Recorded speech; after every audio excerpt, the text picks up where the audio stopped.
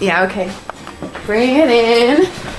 Okay, does it zoom? Look, check out Sarah's freaky eye. Cut it out. Come on, show the camera your eye. It's for YouTube. Look, we were just sitting there an hour ago, chilling out, and one of Sarah's eyes turned a totally different color than the other. Come on, it's for YouTube. Sarah? Sarah, you okay? That was just kidding. What's happening? Sarah?